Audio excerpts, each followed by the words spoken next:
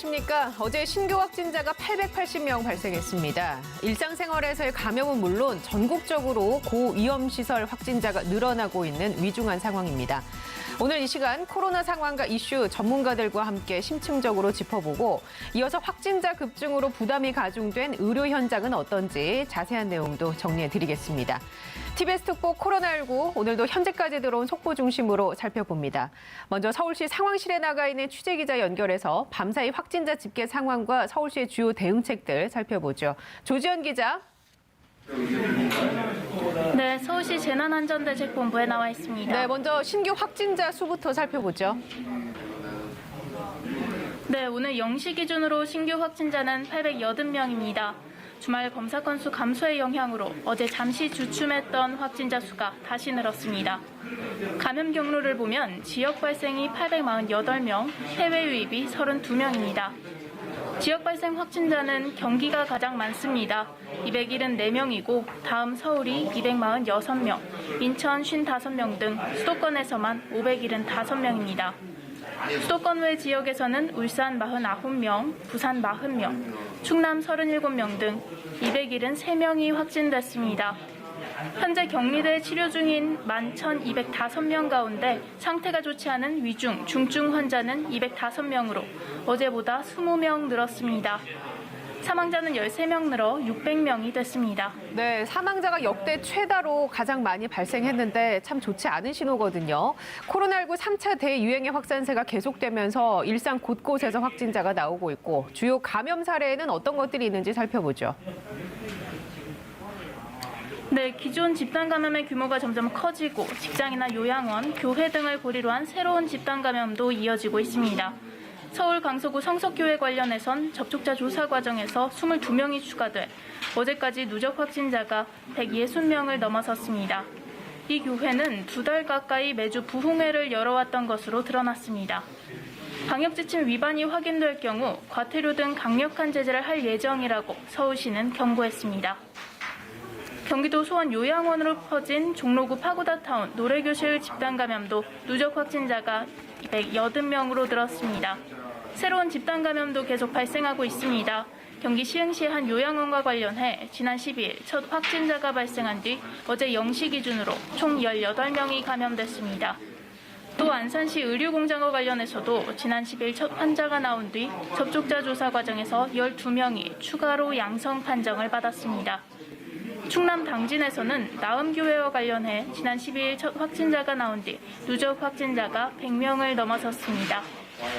누적 확진자가 100명이 넘는 대규모 집단 감염이 계속 나오고 있어 걱정입니다. 방역당국은 무증상, 숨어있는 환자가 계속 일상에서 감염을 일으키고 있다고 보고 있는데요. 그에 대한 대응이 대규모의 선제적인 진단검사죠.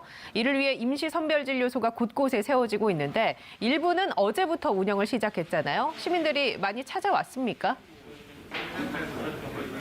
네, 서울에서는 어제 서울역과 용산역, 종로 탑골공원 등 14곳에서 임시선별진료소가 운영을 시작했습니다. 서울역에서만 어제 하루 600명이 넘는 시민들이 검사를 받았고 마감 시간이 지나 검사를 받지 못하고 발길을 돌리는 경우도 있었습니다. 서울시는 총 56개의 임시선별진료소를 설치할 예정인데 검사 수요가 많아질 경우 최대 71개까지 확대하겠다고 밝혔습니다. 경기도와 인천시도 임시선별진료소 설치에 나섰습니다. 경기 고양 화정역과 안양역, 범계역, 성남 탄천 종합운동장, 인천 주안역, 부평역, 동인천역 등에 설치됩니다. 임시선별진료소에서는 코로나19 증상이 없어도 역학조사 대상이 아니어도 누구나 진단검사를 무료로 받을 수 있습니다. 코 속에 면봉을 넣어 검사하는 기존 방식과 함께 침으로 하는 검사도 새롭게 도입됩니다. 다만 침으로 하는 검사는 정확도가 낮아 기존 검사 방식을 원칙으로 하고 있습니다. 선제적으로 검사를 받아 숨어있는 감염자를 찾아내면 아무래도 확진자도 늘어날 테고요. 그럼 지금도 병상 부족 문제가 대두되고 있는데 그 상황도 심각해지지는 않을까 걱정입니다. 병상 실시간으로 줄어들고 있는데 현재 얼마나 남았습니까? 중앙사고수습본부 집계를 보면 그제 기준으로 코로나19 위중증 환자가 당장 입원할 수 있는 중증 환자 치료 병상은 전국에 총 48개뿐입니다. 특히 하루 새 수백 명의 환자가 나오면서 최근 확진자의 70% 이상이 집중되고 있는 수도권의 상황은 더욱 좋지 않습니다. 경기도 46개 병상은 모두 찼고 서울시는 5개, 인천시는 3개 남았습니다. 수도권 이외 지역에서도 병상 여유가 없기는 마찬가지입니다. 대전과 충남, 전북은 즉시 사용할 수 있는 중환자 병상이 하나도 없고 중부, 충북, 경북, 경남은 1개뿐입니다. 정부는 민간 병원에 도움을 요청했습니다. 주요 대형 병원에서는 기존 중환자 전용 병상 28개, 추가로 12개를 내놓기로 했습니다. 국방부는 국군 대전병원을 감염병 전담병원으로 전환하고 국군 대구병원과 고양병원도 조만간 바꿀 예정입니다. 경증 환자를 위한 병상은 어느 정도 숨을 돌렸습니다. 경기도는 대학교 기숙사를 생활치료센터로서 2,000병상을 확보했고 서울시는 생활치료센터 18곳을 만들어 1,500여 개의 병상을 마련했습니다. 하지만 병상을 관리할 의료 인력 확보는 여전히 숙제로 남아 있습니다.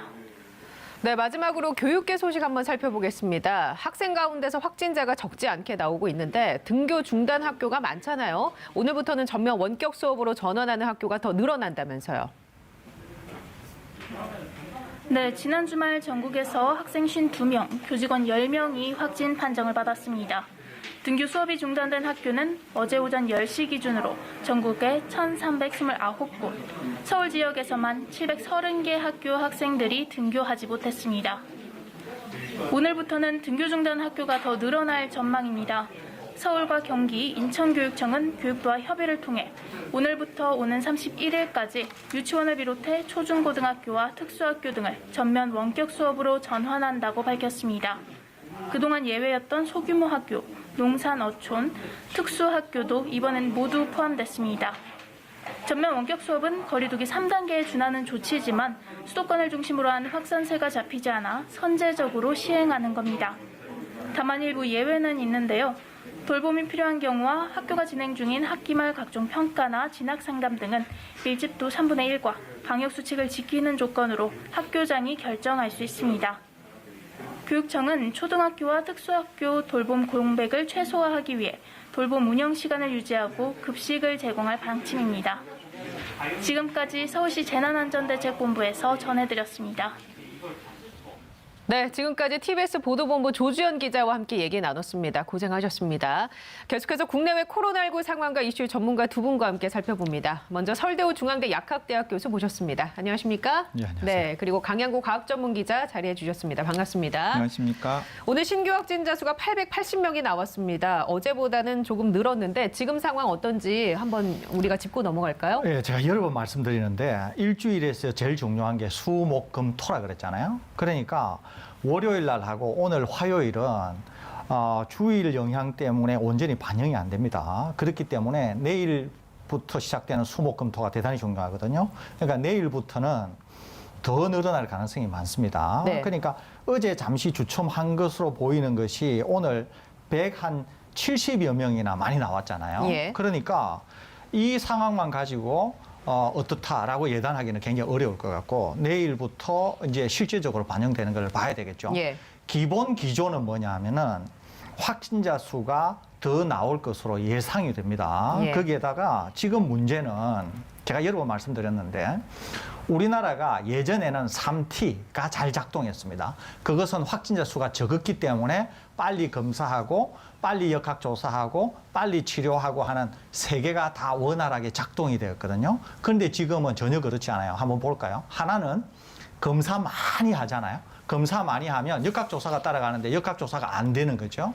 그다음에 트리트먼트, 즉 치료도 잘 안 되잖아요. 예. 이 상황에서 기형적으로 검사 숫자만 늘어나게 되면 어떻게 되냐 하면은 보이는 확진자 수만 급격히 늘어날 겁니다, 이게. 예. 그래서 제가 이런 우려 때문에 12월 말이 되면은 하루에 확진자가 2,500명까지 나올 수 있다. 이렇게 예측을 하는 것이거든요. 예. 그래서 당분간 지금 우리가 쌓아왔던 3T가 무너진 환경이기 때문에 확진자 수는 더 급증할 가능성이 많고 상황은 악화되는 양상을 보일 가능성이 많다. 그리고 지금도 여전히 악화 일로에 있다. 이렇게 볼 수 있겠습니다. 내일부터의 수치가 중요한데 늘어날 것으로 보인다고 하면서 여러 가지 설명을 덧붙여 주셨는데요. 역학조사가 현재 못 따라간다라고 얘기해 주셨는데 문 대통령이 얼마 전에 행정인력을 그쪽에 총동원해서 역학조사를 뒷받침하는 인력으로 활용하는 게 좋겠다라고 얘기를 했단 말이죠. 그 부분이 여전히 부족하다고 보십니까? 그렇습니다. 그러니까 원래 역학조사관들은 역학조사에다가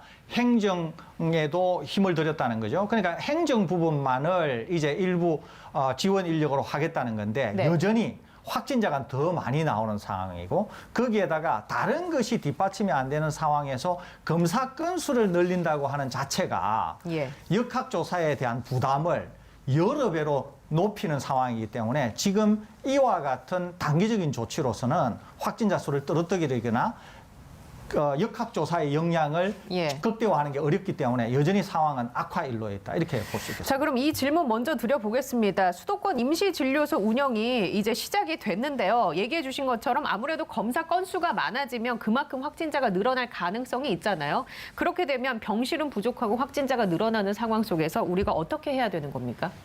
네, 일단은 좀 방향의 가닥을 좀 잘못 잡은 것 같습니다. 지금 정부는 무증상 감염이 일상생활 속에서 굉장히 많다라는 전제하에 빨리 찾아가지고 격리를 시키겠다라는 발상으로 접근을 한 것으로 보여요. 그런데 그런 접근은 근본적으로 기존의 K방역을 지탱해왔던 이른바 3T라고 불렸던 것들을 무너뜨릴 수 있는 위험이 있습니다. 그렇기 때문에 계속해서 설 교수님이나 저는 다른 방식으로 접근을 해보자라고 예. 말씀을 드렸었는데요. 코로나19의 특성상 가장 위험한 것은 무엇이냐면 60대 이상의 고령 환자 숫자가 더 이상 늘어나는 걸 줄이는 거거든요.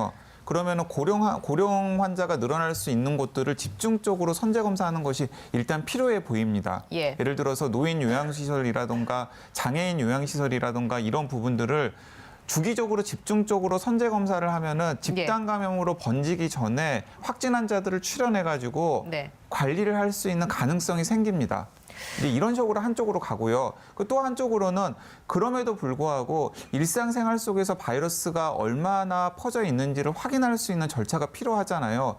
제가 몇 차례 제안을 드렸습니다마는 지방자치단체와 지방자치단체 소속에 되어 있는 공기업이나 대기업 등과 협조를 해가지고 이 직원들을 집단 검사를 하게 되면은 그런 부분들이 어느 정도 해소될 가능성이 있다라는 거죠. 예. 그러니까 지금처럼 아무런 역학적인 연관관계가 없는데 길거리에 돌아다니는 사람들에게 검사를 권한다고 해서 지금의 유행 상황이 정확하게 어떤지 정확하게 반영을 하기도 어렵거니와 방역에도 그렇게 실익이 안 된다라는 게 저희들의 자, 그런데 답답한 일단 생각입니다. 그 선제적인 검사로 인해서 확진자를 찾아내면 이 추가 전파를 차단하는 데는 효과가 있지 않겠습니까? 그런데 문제는 뭐냐면 지금 자원이 굉장히 한정되어 있잖아요. 역학조사 자원도 한정되어 있고 검사 자원도 한정되어 있고 여러 가지 자원이 한정되어 있는데 그런 한정된 자원을 무차별 대중들에게 쏟아 넣었을 때 과연 지금 굉장히 긴박한 상황인데 방역의 효율성을 도모할 수 있을지에 대해서 약간 고개가 갸우뚱해진다는 것입니다. 지금 요양원이나 요양시설은 1, 2주 간격으로 선제적인 검사 진행하고 있지 않습니까? 지금 선제적인 검사를 지금 제대로 하고 있지 못하고 있는 상황입니다. 그 말씀해 주신 제한된 인력과 제한된 그렇습니다. 상황 때문에요. 자, 교수님, 지금 일상 곳곳이 감염원이다라고 하는 얘기가 나올 정도인데 보니까 실제로 가족 간의 감염이 가장 많은 것으로 나타났어요. 예, 그렇습니다. 뭐 예측이 된 거죠. 왜냐하면 이게 이제 기온하고 밀접한 관계가 있는 거예요. 우선은. 그러니까 기온이 낮다 보니까 실내 모임을 할 수밖에 없는데 실내에서 접촉하는 사람들이 우선은 출근하게 되면은 보통 회사 동료들이지 않습니까? 예. 그런 다음에 이제 집으로 가게 되는 것이거든요. 그리고 우리가 어떤 생각이 있냐면은 늘 마주하는 생활 공간을 같이 쓰는 가족은 안전하다. 이 생각을 기본적으로 갖고 있거든요. 예. 그런데 가족이 5명이 있다고 해볼까요? 5명이 집콕만 하는 게 아니고 1, 2, 3, 4, 5가 이런 예. 직장에 가고 2는 다른 직장에 가고 3은 학교에 가고 이러잖아요. 그런데 그 사람들이 사회 곳곳에서 다른 사람을 만나다가 다시 집으로 오는 것이거든요. 그러니까 왜 지금 이런 문제가 생기느냐 하면 사회에 확진자가 너무 많은 데다가 네. 감염자들이 너무 많은 거예요. 우리가 알든 모르든 상관없이. 그러니까 그 가족 구성은 개인들이 누군가를 밖에서 접촉하고 집으로 오고 집에는 우리 가족들은 늘 같은 공간에 있었고 생활을 같이 했으니까 우리는 안전할 거로 생각하지만 전혀 그렇지 않다는 거예요. 예. 왜 그러느냐. 5, 6개월 전만 해도 이런 안전성이 담보가 됐었어요. 네네. 사회에 확진자가 적었기 그렇죠. 때문에. 내가 움직이는 바운더리 안에서는 크게 걱정할 필요는 그렇습니다. 없었어요. 그런데 지금은 사회 곳곳이 그렇지 않다는 거죠. 그러니까 가족 개 구성원마다도 다 위험을 안고 밖에 나갔다가 집으로 돌아오는 거예요. 그러면서 집안에서 쉽게 감염이 될 수 있는 상황이기 때문에 예. 이런 것들이 지금의 방역을 굉장히 어렵게 하고 있고 소규모라고 할 수 없을 정도의 소규모가 예. 각 가정에 그냥 아예 산재됐다는 거예요. 네. 이게. 그렇기 때문에 방역이 굉장히 어려워지고 있다. 이렇게 볼 수 있겠습니다. 그러니까 나 자신 그리고 가족부터 조심해야 그렇습니다. 하는 상황이군요. 자, 그럼 이런 상황 속에서 이것도 연관이 될 수 있을 것 같습니다. 한 사람이 감염시키는 감염 재생산 지수가 1.28입니다.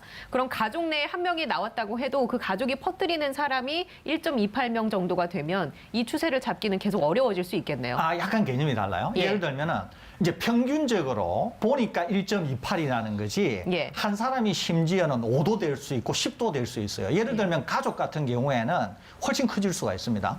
가족은 거의 무방비 상태에서 접촉을 하기 때문에 가족 중에 한 명이 있으면은 가족 구성원이 5명이다. 그러면은 거의 4 정도가 나올 가능성이 있거든요. 그런데 이제 직장 생활 같은 데서는 마스크를 착용한다든지 주의를 기울인다든지 이러면은 더 떨어질 수는 있죠. 평균을 내면 1.28 정도 나온다는 예. 거죠. 자, 1보다 항상 크면은 한 명에서 한 명보다 더 많이 퍼뜨린다는 것이거든요. 그러니까 1 이상이 되면은 감염이 계속 확산이 됩니다. 만일에 2 정도가 된다. 그러면 기하급수적으로 늘게 되고 만일에 1.1 정도 된다. 그러면은 천천히 완만하게 상승을 한다는 거죠. 예. 그러면은 어떻게 해야 되느냐? 무조건 1 미만으로 떨어뜨려야 네. 돼요. 그러면 0.9 정도 되면 어떻게 되느냐? 감소는 하되 긴 시간에 걸쳐서 천천히 감소한다는 거예요. 그러면 지금 겨울 같은 데는 어떨 가능성이 있냐면은 굉장히 수단을 많이 동원하더라도 0.9, 0.8 정도 돼서 천천히 감소할 가능성이 있다는 거죠. 어떻게 돼야 되느냐? 겨울이기 때문에 어렵기는 합니다만은 우리가 0.5에서 0.6 정도 가면은 상당히 떨어지는 거를 확인히 볼 수 있을 예. 것 같은데 현실적으로는 그렇게 되기는 아주 어려울 것 같고 지금 방역 당국은 어떻게 하면은 1.28 그러니까 1.3 정도 되는 것을 0.9 수준이나 0.8에서 0.9 수준으로 떨어뜨릴 수 있는가 이것이 예. 지금 단기간에 취해야 될 목표가 아닌가 생각이 듭니다. 예, 알겠습니다.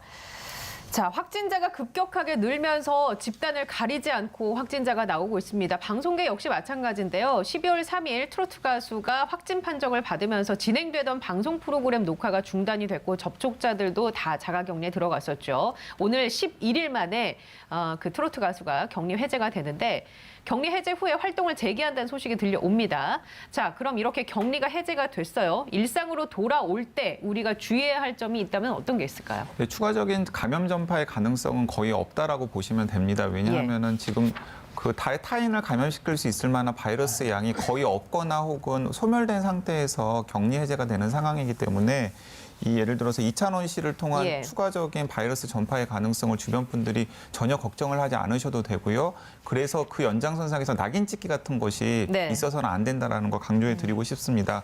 그리고 이제 격리된 본인들 같은 경우에는 아무래도 개인의 건강 관리에 좀 신경을 쓰셔야 될 것으로 보입니다. 왜냐하면 체력이 굉장히 약해져 있는 상태, 바이러스를 이겨내라고 체력이 굉장히 약해져 있는 상태이기 때문에 자신의 건강 상황을 모니터링하고 또 코로나19 바이러스 감염 이후에 여러 가지 후유증 사례들이 보고되고 있지 않습니까? 예. 그런 사례들이 혹시 자기한테 나타나고 있지 않은지도 예의주시해야 될 것으로 보입니다. 네, 알겠습니다.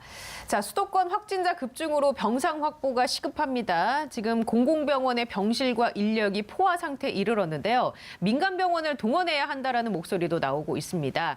자, 그럼 조승현 인천광역시 의료원 의료원장과 함께 전화 연결을 해서 현장 상황은 어떤지 얘기를 한번 들어보겠습니다. 조승현 원장님 안녕하십니까?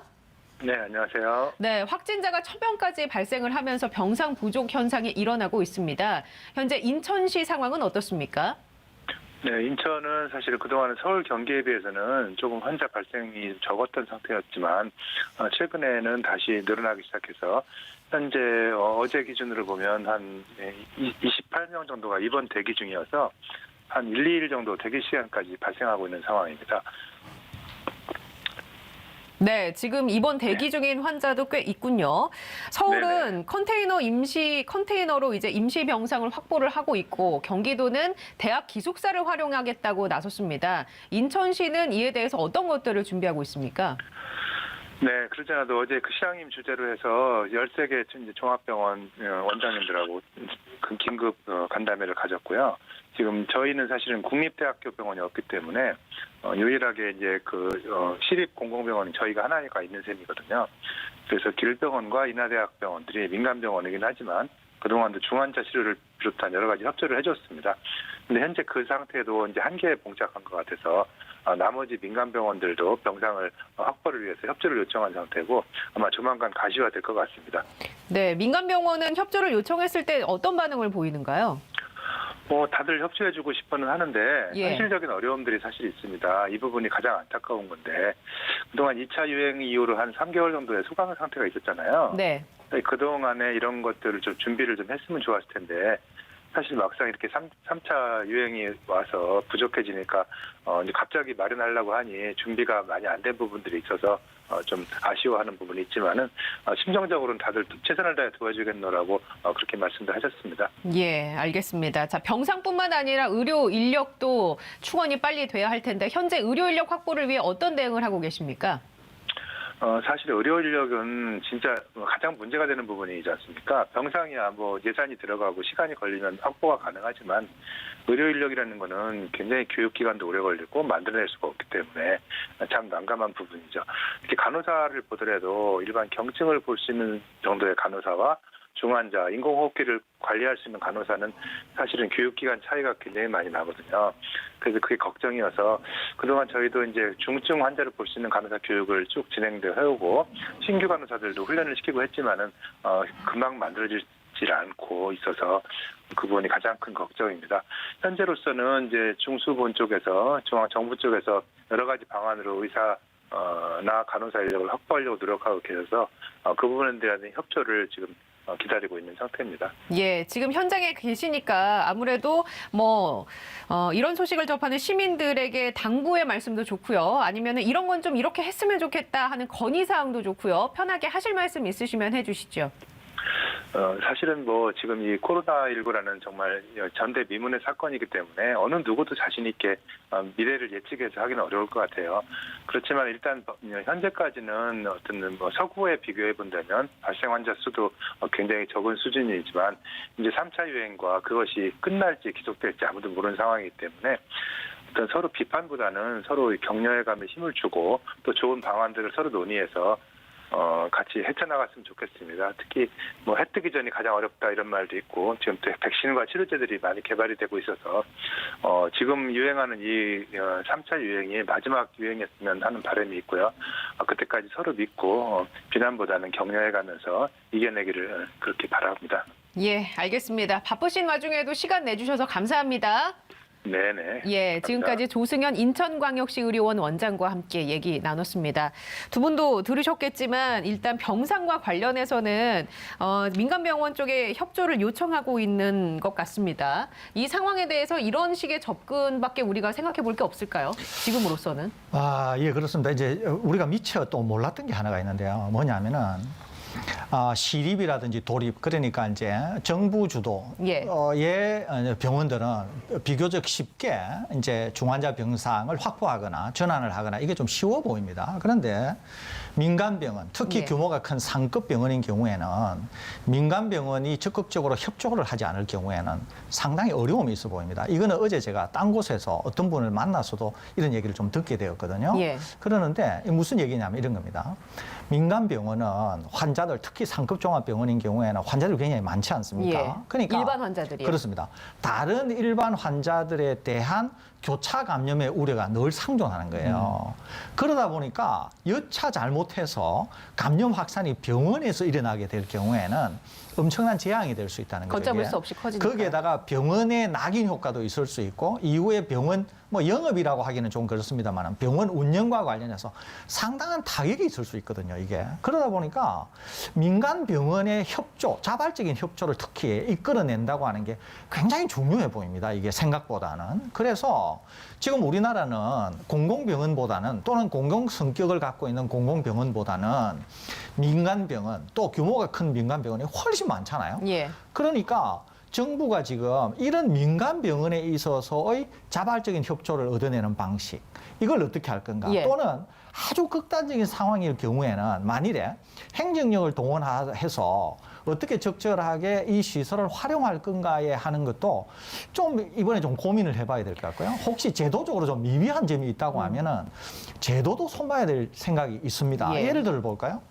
생활치료센터는 병원의 기능은 하는데 병원이 아니거든요, 법적으로. 예. 그러니까 책임 소재도 매우 애매해요, 이게. 그리고 병원은 법적으로 누가 운영을 하도록 되어 있냐면은 원장은 의사가 하도록 되어 있거든요. 그런데 생활치료센터는 생활치료센터로서 어떤 병원 기능을 하지만 이와 같이 매우 심각한 수준에. 그런데 현재 지금 되어 있는 법률로서는 이게 굉장히 애매한 구석이 있어요, 이게. 예. 그러다 보니까 제가 조금 전에 말씀드린 것처럼 민간 병원이라든지 공공성이 없는 병원이라든지 위급한 상황이라든지 또는 이렇게 생활치료센터 같은 거 우리가 한 번도 경험해보지 못한 이런 상황에서 생기는 이런 문제들, 의료 공백 이런 것들을 뭔가 좀 제도적인 보완도 필요하지 않겠나 이런 예. 생각마저도 듭니다. 그 제도적인 부분을 손보려면 이제 당정청이 또 움직여야 하는데 그 부분이 빨리 작동이 될지 좀 걱정이 되긴 합니다. 자, 그렇다면 민간 병원의 협조를 이끌어내기 위해서는 어떤 노력들을 할 수 있을까요, 우리가? 사실은 좀 어려운 대목인데요. 이제 많은 분들이 아니 민간 병원한테 정부가 강제적으로 명령을 해서 중환자 병상을 내놓으라고 하면 되는 것 아니야라고 생각을 하실 수 있을 것 같은데 그게 그렇게 생각처럼 쉽지가 않습니다. 왜냐하면은 민간병원 같은 경우에도 일정 수준 이상의 중환자 병상을 예. 확보를 하고 있는데요. 그 중환자 병상에는 이미 코로나19 환자가 아닌 다른 중환자가 있을 가능성이나 혹은 들어올 가능성이 충분히 있단 말이죠. 그러면 민간병원 입장에서는 기존의 중환자 병상에 수용되어 있는 코로나19 환자가 아닌 중환자들을 다른 곳으로 전원을 시키거나 혹은 그분들의 양해를 구한 다음에 코로나19 중환자를 받아야 되는 상황이 생기는 것이잖아요. 그러면 거기서는 방금 설 교수님께서 이야기하신 것처럼 환자들 사이에 교차 감염 문제도 생길 수가 있고요. 예. 그리고 또 코로나19 환자를 위한 중환자실을 급하게 따로 만드는 일도 사실은 쉬운 일이 아닙니다. 그렇기 때문에 지금 정부가 병원들에게 중환자 병상 내놓으라고 했을 때 이 병원에서 바로 중환자 병상을 뚝딱뚝딱 해가지고 여기 갖다 바치겠습니다라고 할 수 있는 상황이 아니기 때문에 지금 굉장히 답답한 것이고 그래서 방금 이제 조승현 원장님께서도 이런 일들이 좀 2, 3개월간 동안 좀 차근차근 준비가 되었더라면 훨씬 더 좋았을 텐데 갑자기 이런 일이 생기니까 굉장히 난감하다라는 어려움을 현장의 어려움을 말씀을 하셨었는데요. 그래서 지금 상황에서는 진짜 방금 조 원장님께서 말씀하신 것처럼 비난하고 비판할 것이 아니라 일단 정부에서 민간 병원에서 어떤 희생을 전제로 협조를 하면은 우리가 너희들에게 줄 수 있는 것들이 이렇게 있다라는 것들을 좀 보여줘야 될 것 같아요. 이런 식의 파격적인 지원, 이런 식의 손실 보상 같은 것들을 약속을 하고 뭐 필요하다면은 예. 각서까지 쓸 테니까 지금 상황에서 적극적으로 협조를 해달라고 해야 뭔가 일이 돌아가지. 예. 그게 아니라 무슨 군사작전 수행하듯이 예. 억누른다고 해서 네. 이게 해결이 되지는 않을 것 같습니다. 어제 그 얘기해 주셨잖아요. 그 종합병원의 한 층을 다 그 전담 병상으로 꾸리면 그 층은 코호트 격리를 하는 식으로 운영을 해서 교차 감염에 대한 우려를 좀 막고 이런 식의 방안은 어떨까요? 현실화되기 어려울까요? 현실화될 수 있죠. 그런데 이제 제가 어제 몰랐던 게 뭐냐면 이게 행정명령을 통해서 일어날 수 있는 일이 아니라는 거예요, 이게. 그러니까 민간 병원이 자발적으로 협조하지 않으면은 이게 일어나기가 어렵다는 거죠. 예. 그러니까 지금 다른 질병으로 와 계신 환자들의 거부감도 있을 수 있고 예. 또 이제 실제적으로 교차 감염이 일어날 수도 있는 것이고 생각해 봐야 되는 건 많은 거죠. 거기에다가 정부 재정이 순식간에 투입이 되어서 병원 시설을 확충해야 되는 거고 그다음에 또 인력이 투입이 돼야 되는 거잖아요. 그러니까 한 병원, 민간 병원이라고 하는 입장에서 볼 때는 굉장히 난감한 상황이 될 수가 있다는 거죠, 이게. 그렇기 때문에 어떻게 하면 정부에서 자발적인 협조를 끌어내면서 굉장히 신속하게 병실을 만들 수 있는 건가 하는 게 생각보다는 이게 쉽지 않은 거예요. 그러니까. 예. 그래서 지금 정부 당국으로서도 네. 아무튼 이렇게 병실 확보가 제대로 되지 않으면은 오늘 사망자가 13명이 나왔죠. 13분이나 예. 나오셨잖아요. 그렇기 때문에 향후에는 더 악화될 가능성이 많기 때문에 당국에서는 지금 상당히 시급하게 예. 민간 병원의 협조를 얻어야 이 문제를 해결할 수 있지 않을까 그리고 생각이 제가 듭니다. 한 가지 그냥 외국 사례를 말씀을 드리면은 그 뭐 유럽의 상황이 굉장히 좋지 않습니다만은 그 좋지 않은 가운데서도 그나마 선방하고 있는 나라가 독일입니다. 예. 독일 같은 경우는 근데 이제 독일 같은 경우는 어떤 식으로 이 문제를 해결을 해왔었냐면 중앙정부나 지방정부가 일상생활에서 그러니까 위기 상황이 아닐 때도 민간 병원에다가 인프라 투자를 해요. 네, 그래서 평소에도요? 그렇습니다. 그런데 예. 그 인프라 투자의 대상이 무엇이냐면 그 지역 사회에 필요한 정도의 필수 의료 시설을 민간 병원이 정부 재원을 통해서 인프라 투자를 할 수 있도록 뒷받침을 하는 겁니다. 거기에는 중환자실이라든가 인공호흡기라든가 에크모 장치라든가 혹은 중환자실에서 숙련된 의료 인력이라든가 이런 것들이 뒷받침이 되는 거죠. 그리고 이런 위기 상황이 생겼을 때 정부나 중앙정부나 지방정부가 민간 병원에다가 요구를 하는 겁니다. 예. 우리가 인프라를 평소에 투자할 때 재원을 투자했던 것만큼 너희들도 지역사회의 공중보건 상황에 대해서 기여를 해라. 그러면 민간 병원은 알겠습니다 하면서 예. 자신들이 가지고 있는 중환자 병상이나 중환자 인력을 적극적으로 정부에다가 내놓을 수가 있는 거예요. 근데 지금 한국 같은 경우에는 예. 그런 일들이 준비가 안 되어 있었던 상황이거든요. 자, 이번 코로나 사태를 계기로 장기적으로는 이런 독일의 사례를 참고해서 우리가 같이 공존할 수 있는 방안을 모색하는 것도 좀 필요하지 그리고 않나. 단기적으로라도 예. 어쨌든 간에 정부가 민간 병원에 제시할 수 있는 것들을 제시를 해야 예. 이 문제가 협상을 좀 해야 풀릴 것으로 보입니다. 그나마 꼬여있는 문제를 풀 수 있다. 쉽지 않은 문제긴 합니다만은 우리가 반드시 또 논의를 해야 할 문제이기도 하고요. 자, 그럼 이번에는 백신 얘기를 좀 해보겠습니다. 미국에서 화이자 백신 이송이 이제 시작이 됐고 첫 투여가 간호사에게 이제 백신 접종이 이루어졌습니다. 기대감과 불안이 동시에 존재하는 것 같아요. 어떻습니까? 네, 그렇습니다. 일단은 미국 같은 경우에는 방역 당국은 내년 5월에서 6월 정도의 집단 면역을 기대하는 것으로 보입니다. 예. 그러니까 12월부터 백신 접종을 시작을 했으니까 내년 상반기 정도에 어느 정도 인구 집단의 한 60%에서 70% 정도에 대한 백신 접종이 끝나면 예. 집단 면역도 기대해 볼 수 있지 않을까라는 게 미국 방역 당국의 기대인데 그런데 현장에서 과연 이런 식으로 이루어질지에 대해서는 약간 의문이 드는 게 예를 들어서 여론조사 결과를 보면 미국 국민의 37%가 코로나 백신 맞을 의향이 없다라고 답하고 있습니다. 예. 그러니까 이게 미국 방역 당국의 이 생각하고 있는 기대감과 네. 실제로 백신 접종이 시작이 되었을 때 얼마나 많은 시민들이 백신 접종에 동참을 해야 될지는 굉장히 괴리가 있는 것이고요. 그래서 백신과 관련된 리스크 커뮤니케이션, 위험 커뮤니케이션이 굉장히 중요할 수도 있겠구나라는 것들을 반면교사하는 대목이라고 생각합니다. 예, 현실과는 좀 온도 차이가 있을 수 있겠군요. 그 목표로 삼았던 지점과. 자, 지난주에 영국에서 접종이 시작됐고 미국, 캐나다도 계속해서 이제 접종을 하고 있는데 부작용 얘기를 안 여쭤볼 수가 없어요. 교수님, 제가 듣기로는 이 부작용이 주로 접종 후 48시간 이내에 나타나는 걸로 알고 있는데 이 접종이 시작됐는데 아직까지 크게 뭐 정말 문제 삼을 만한 부작용이 있다고 보시는지요? 아니면 이 부작용과 관련해서 어떤 얘기를 해주실 수 있을까요? 그건 좀 더 지켜봐야 됩니다. 예. 왜냐하면 제가 말씀드렸다시피 방금 말씀하신 48시간은 경증 부작용인 경우에는 예. 48시간 이내에 대부분 다 드러납니다. 그리고 48시간 이내에 대부분 다 없어져요. 자연스럽게. 경증은요? 그렇습니다. 예. 무슨 조치를 안 해도 다 없어집니다. 그런데 말씀드린 것처럼 중증 부작용 중에 하나인 길랭바레 증후군 같은 경우는 10만 명에 1명 정도로 나타나거든요. 파이자 예를 들어볼까요? 파이자는 미국에서 임상을 할 때 위약을 2만 5천 명, 그다음에 백신을 2만 5천 명을 맞췄는데 2만 5천 명을 맞힌 거에서 안면신경마비에 이르는 사람이 4명 정도 나왔거든요. 파이자 4명. 백신에서요? 파이자 백신이. 예. 그러니까 이게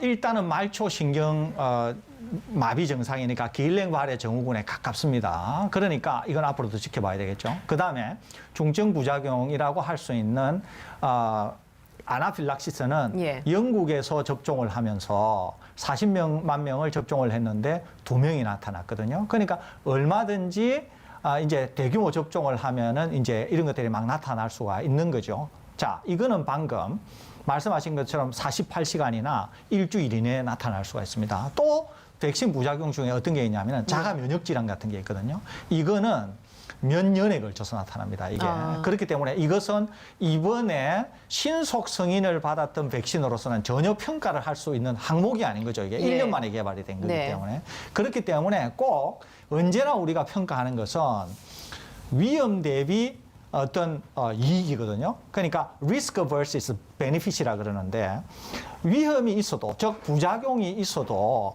맞아서 효과가 크다고 하는 베니핏이 크면은 맞을 동력이 생기는 거예요. 예. 그렇기 때문에 만일 코로나19와 관련해서 약간의 부작용은 염려가 된다. 그럼에도 불구하고 맞는 것이 나나 지역사회나 국가에 훨씬 좋아서 이익이 나에게 더 크다. 그러면은 맞게 되는 겁니다. FDA가 이번에 승인해줄 때 판단한 근거가 그것이잖아요. 그러는데 이제 그게 아니거나 예. 또는 가짜 뉴스가 횡행하게 될 경우에는 지금 미국이 같은 경우에 맞겠다고 하는 사람이 안 맞겠다고 하는 사람이 35%니까 예. 맞겠다고 하는 사람이 65%냐 그것도 아니거든요.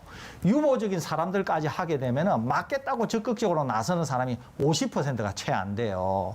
그렇기 때문에 백신이 100%의 효과를 내어도 50%가 면역성을 획득하는 건데 백신이 100% 효과를 내는 게 아니잖아요. 예. 그러다 보니까 미국에서도 고민은 뭐냐면은 집단 면역을 이래가지고 형성할 수 있겠느냐라고 하는 거거든요. 제가 며칠 전에 영국 BBC 방송을 보는데 영국도 이제 백신을 접종했으니까 어떤 문제가 있냐면 가짜 뉴스를 차단하기 위해서 BBC 글로벌 퀘스천이라 그래가지고 백신에 대한 질문을 전 세계 사람들이 하면 전문가 2명이 거기에 답을 해주는 거예요. 예. 왜 이걸 하느냐?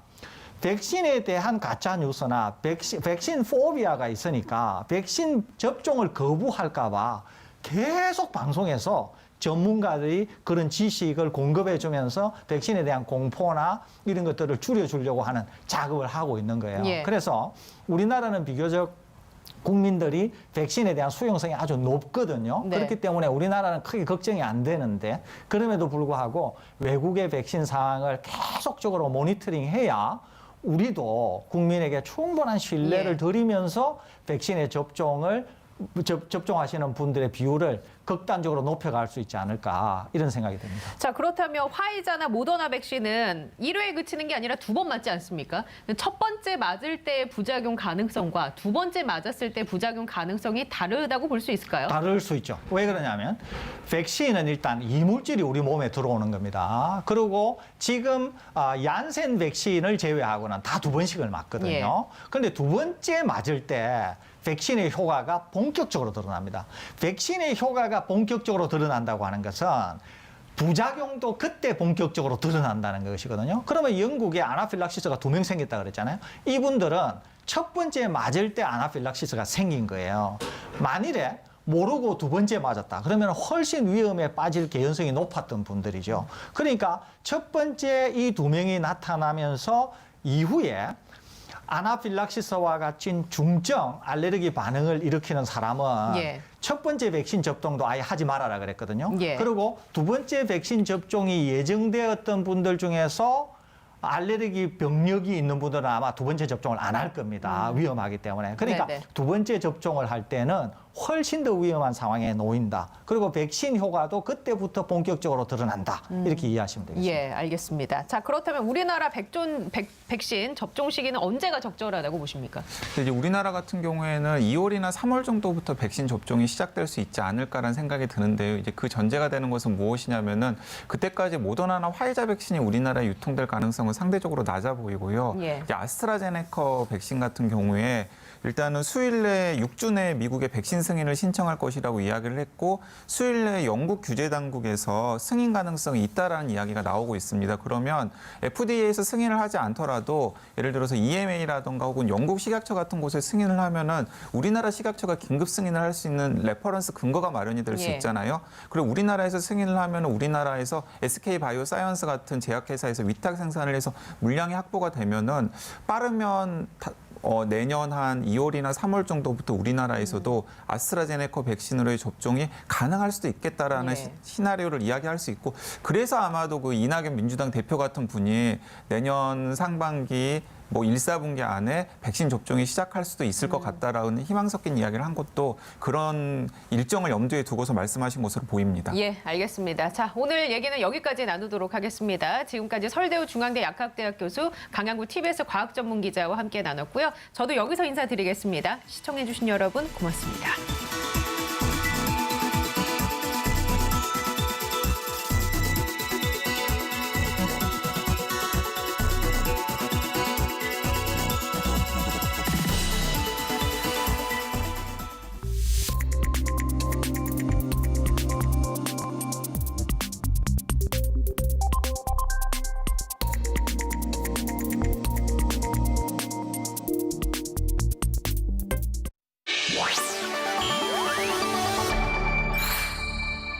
TBS